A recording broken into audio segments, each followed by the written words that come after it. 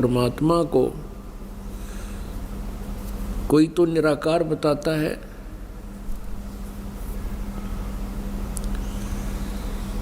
कि वो कभी जन्म नहीं लेता, वो सर्वव्यापक है। और कोई उसको साकार बताते हैं, और साकार रूप में वो क्या बताते हैं कि जो भी दृष्टि गोचर है ब्रह्मांड, चांद सूरज सितारे ग्रह, ये ही साकार रूप है परमात्मा का।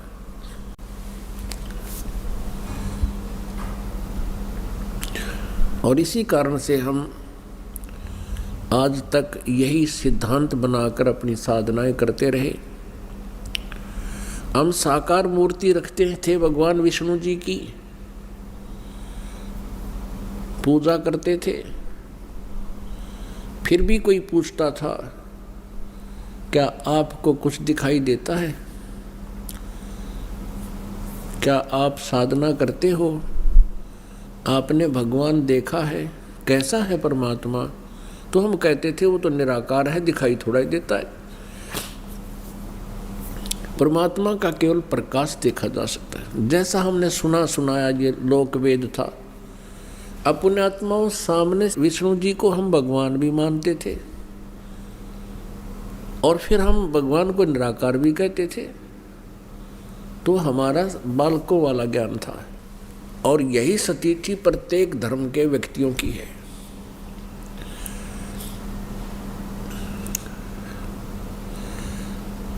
अब आपको बताते हैं परमात्मा कैसा है। परमात्मा परमेश्वर वो साकार है, नर आकार है, मनुष्य दृश्य है, और वो सतलोक में रहता है। सतलोक वो स्थान है जो कभी नाश नहीं होता है।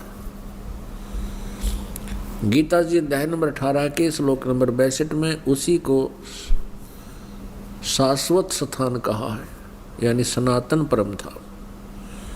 और वहां जाने के बाद प्राणी का फिर कभी जन्म मृत्यु नहीं होता। अब जितने भी सतलोक की सचखंड की महिमा गाने वाले ये पंथ हैं, इनको कह का भी ज्ञान नहीं, सचखंड और ऊपर के लोकों का केवल सुना सुनाया ज्ञान परमात्मा कबीर जी की वाणी को उन्होंने रट रखा है। उसी का उल्टा सुल्टा अनुवाद करके इन बोली आत्माओं को भ्रमित कर रखा है, जो उनके अनुयायी हैं। सर्वप्रथम आपको पवित्र बाइबल से परिचित कराते हैं। पवित्र बाइबल के पढ़ने वालों से आप पूछिएगा परमात्मा साकार है व निराकार? वो कहेंगे परमात्मा निराकार है, और कहते हैं गॉड इज फॉर्मलेस। उन्होंने फिर पवित्र बाइबल को समझा ही नहीं। पवित्र बाइबल में लिखा है कि परमात्मा मनुष्य दृश्य है, और छठे दिन उस परमेश्वर ने कहा कि हम मनुष्य को अपने स्वरूप के अनुसार उत्पन्न करेंगे, और वैसा ही कर दिया।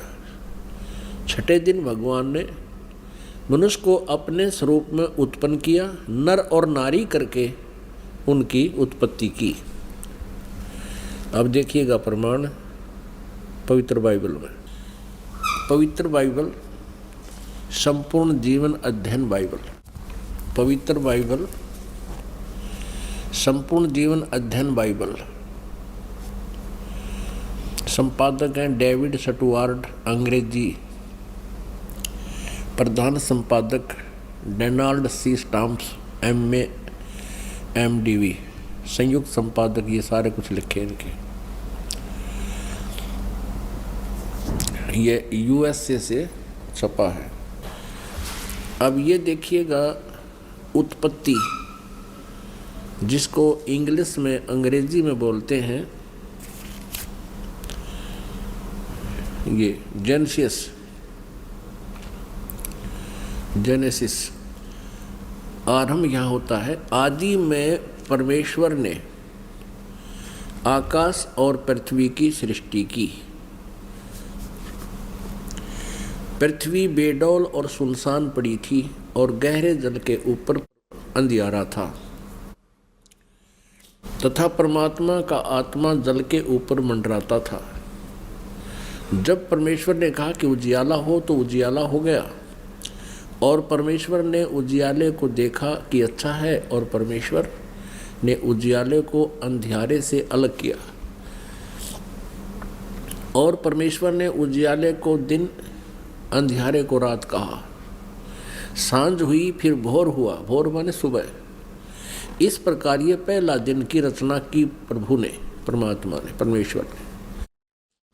फिर परमेश्वर ने कहा कि जल के बीच एक ऐसा अंतर हो कि जल दो भाग हो जाए, तब ऐसा ही हो गया। तथा इस प्रकार सांझ हुई फिर भोर हुआ, ये दूसरा दिन हो गया। फिर तीसरे दिन कुछ और रचना की, सांझ हुई फिर भोर हुआ, फिर ये तीसरा दिन हो गया। ये फिर सांझ हुई फिर भोर हुआ, ये चौथा दिन हो गया। कुछ और रचना की परमात्मा ने, चौथा दिन हो गया। फिर ये प्रश्न नंबर 5 पे, तथा फिर और बहुत सी रचनाएं की परमेश्वर ने, तो सांझ हुई फिर भोर हुआ, इस प्रकार ये 5वां दिन हो गया। अब हम 6ठा दिन पढ़ेंगे।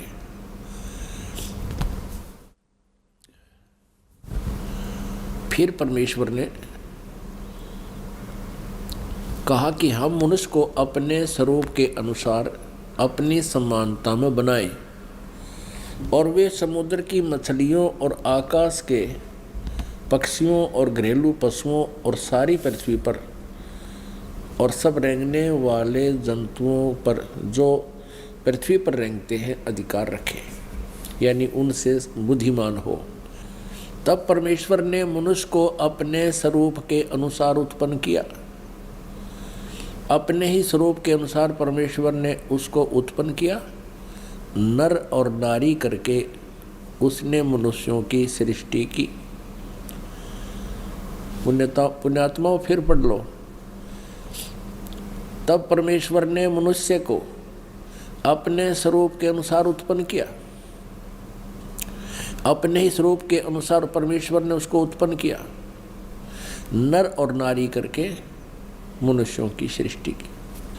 अब पवित्र बाइबल में उत्पत्ति ग्रंथ अध्याय नंबर 1 का श्लोक नंबर 26 है। ये इसमें स्पष्ट कर दिया है कि परमात्मा मनुष्य जैसा है, उसने मनुष्य को अपने जैसा बनाया है, नर और नारी करके उसकी उत्पत्ति की।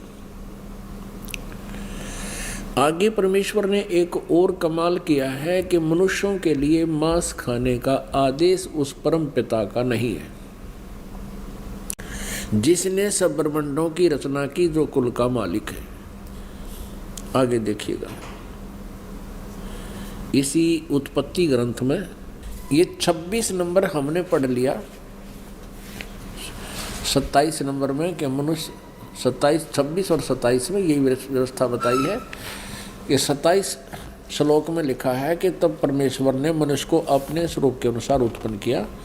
अपने स्वरूप के अनुसार परमेश्वर ने उसको उत्पन्न किया और नर और नारी करके मनुष्यों की सृष्टि की। अब 29 श्लोक में देखो, फिर परमेश्वर ने उनसे कहा, मनुष्यों को, सुनो, जितने बीज वाले छोटे छोटे पेड़ सारी पृथ्वी के ऊपर हैं और जितने वृक्षों में बीज वाले फल होते हैं, वे सब मैंने तुमको दिए हैं, वे तुम्हारे भोजन के लिए हैं। अब पूर्ण परमात्मा का कोई आदेश नहीं है मांस आहार करने का किसी भी मनुष्य को,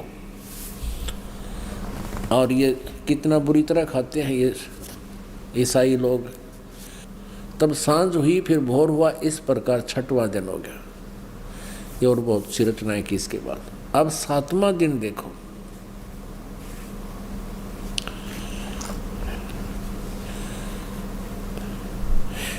यूं आकाश और पृथ्वी और उनकी सारी सेना का बनाना समाप्त हो गया 6ठे दिन, और परमेश्वर ने अपना काम जिसे वह करता था 7वें दिन समाप्त किया, और उसने अपने किए हुए सारे काम से 7वें दिन विश्राम किया।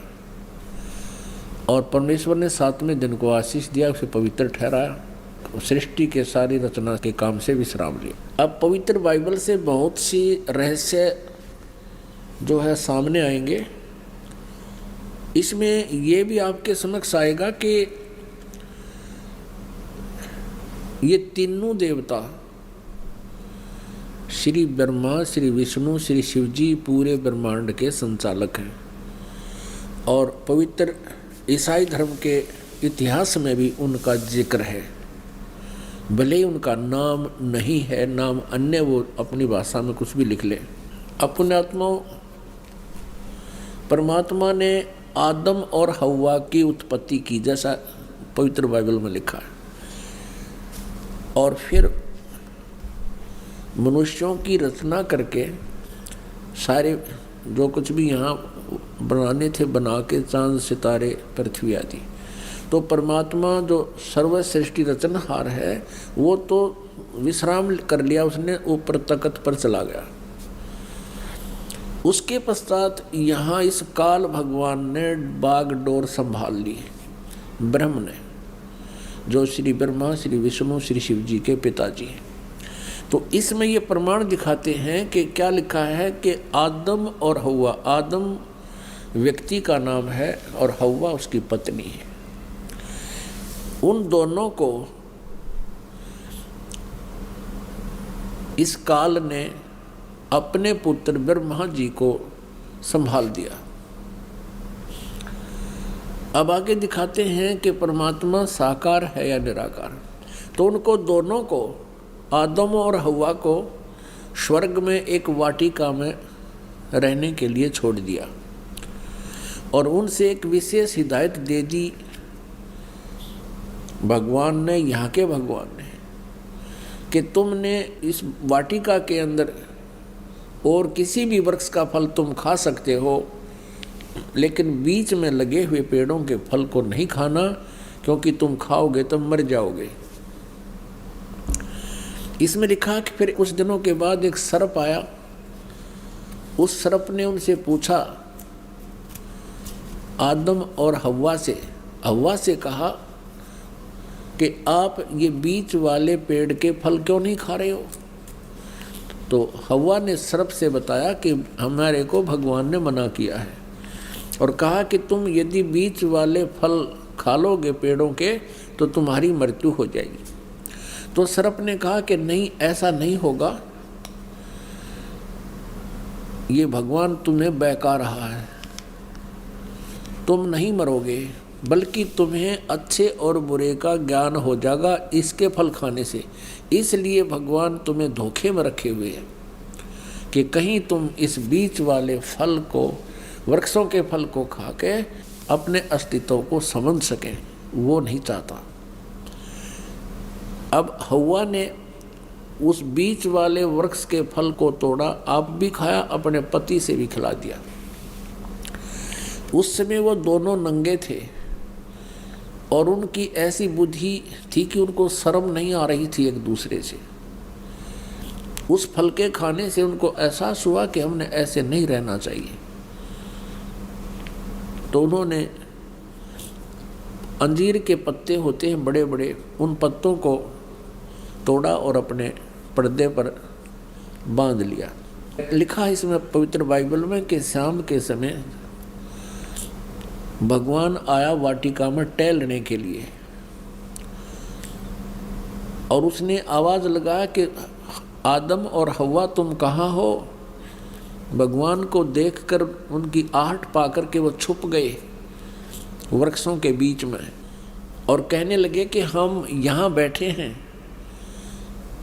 हमें आपसे शर्म आ रही है क्योंकि हम नंगे हैं।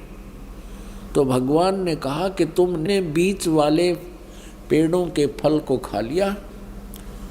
उन्होंने कहा कि हाँ, हमने बीच वाले पेड़ के फलों को खा लिया, जिस कारण से हमें अब एक दूसरे से शर्म आने लगी। इस बात से वह भगवान नाराज हुआ और उसने कहा कि तुमको किसने बताया ये पेड़ों के फल खाने को? हव्वा ने कहा कि सर्प ने बताया, सांप ने। अपने आत्मा, हमने अपने मतलब की बातें लेनी है। ये तो बहुत बड़े सदग्रंथ हैं, ये तो एक वन है, आध्यात्मिक वन, और आध्यात्मिक वन से हमने जो जड़ी चाहिए अपने रोग निवारण के लिए उतनी ही निकाल लेंगे, बाकी ठीक है, बाग हरा भरा पड़ा ही रखा ही है।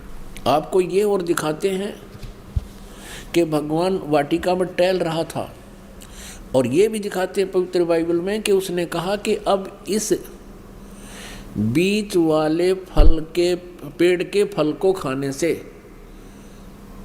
ये इंसान बुद्धिमान हो गया है, और कहीं ऐसा ना हो कि जीवन के वृक्ष वाले फल को भी ना खा ले और फिर ये अमर हो जावे। इसलिए उसको वाटिका से निकाल दिया उनको, और उनके चमड़े के कपड़े बनवाए भगवान ने। तो भगवान निराकार की तरह गया। कहाँ से हुआ निराकार, ये कहाँ से लाए ये थ्योरी, ये सिद्धांत, ये देखिएगा। ये हम पढ़ रहे हैं पवित्र बाइबल, और जेनेसिस 3 यानी 3रा अध्याय, मनुष्य का पतन, पृष्ठ नंबर 9 पे। यहोवा परमेश्वर ने जितने बनेले पशु बनाए थे उन सब में सर्प धूर्त था। उसने स्त्री से कहा, क्या सच है कि परमेश्वर ने कहा है तुम इस वाटिका के किसी वृक्ष का फल न खाना? स्त्री ने सर्प से कहा, इस वाटिका के वृक्षों के फल हम खा सकते हैं, पर जो वृक्ष वाटिका के बीच में है इसके फल के विषय में परमेश्वर ने कहा है कि न तो तुम उसको खाना और न उसको छूना, नहीं तो मर जाओगे। तब सर्प ने स्त्री से कहा, तुम निश्चय न मरोगे, वरन परमेश्वर आप जानता है कि जिस दिन तुम उसका फल खाओगे उसी दिन तुम्हारी आंखें खुल जाएंगी और तुम भले बुरे का ज्ञान पाकर परमेश्वर के तुल्य हो जाओगे। अतः जब स्त्री ने देखा कि उस वृक्ष का फल खाने के लिए अच्छा है और देखने में मन भाऊ और बुद्धि देने के लिए चाहने योग्य भी है, तब उसने उसमें से तोड़कर खाया और अपने पति को भी दिया, उसने भी खाया। तब उन दोनों की आंखें खुल गई और उनको मालूम हुआ कि वे नंगे हैं, इसलिए उन्होंने अंजीर के पत्ते जोड़ तोड़ कर लंगोट बना लिए। तब यहोवा परमेश्वर, जो कि दिन के ठंडे समय यानी शाम को या सुबह वाटिका में फिरता था, अब देखो, तब यहोवा परमेश्वर, यानी ये यहोवा कहो से परमेश्वर को, जो कि दिन के ठंडे समय वाटिका में फिरता था, घूमया करता था, का शब्द उनको सुनाई दिया, उसके पैरों की आवाज़ सुनाई दी। तब आदम और उसकी पत्नी वाटिका के वृक्षों के बीच में छुप गई।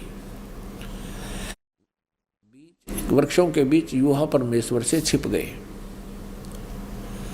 तब यहोवा परमेश्वर ने पुकार कर आदम से पूछा, तू कहाँ है? जिस भगवान ने न्योय नहीं बेरा आदम कित से, तो बताओ परमात्मा है या नहीं, ये भी शंका होगी हमें। तब यहोवा परमेश्वर ने पुकार कर आदम से पूछा, तू कहाँ है? उसने कहा, मैं तेरे शब्द बारी में सुनकर डर गया, क्योंकि मैं नंगा था इसलिए छिप गया। अब उसने कहा, किसने? यहोवा परमेश्वर ने कहा कि किसने तुझे बताया कि तू नंगा है? जिस वृक्ष का फल खाने को मैंने तुझे मना किया, क्या तूने उसका फल खा लिया? आदम ने कहा, जिस स्त्री को तूने मेरे संग रहने को दिया है उसी ने उस वृक्ष का फल मुझे दिया और मैंने खाया। तब यहोवा परमेश्वर ने स्त्री से कहा कि तूने यह क्या किया है? स्त्री ने कहा कि सर्प ने मुझे बहका दिया, तब मैंने खाया। प्रश्न नंबर 10 पर आप देखेंगे, उत्पत्ति ग्रंथ अध्याय 3 और 4 आप पढ़ रहे हो, अभी 3 चल रहा है। इसमें क्या लिखा कि आदम ने अपनी पत्नी का नाम हव्वा रखा, क्योंकि जितने मनुष्य जीवित हैं उन सब की आदि माता वही है। और यहोवा परमेश्वर ने आदम और उसकी पत्नी के लिए चमड़े के अंग रखे बनाकर उन्हें पहना दिए। ये भगवान निराकार कहाँ से सारी बात करे, उनके कपड़े बनवावे, घूमे फिरे, बोले बतलावे।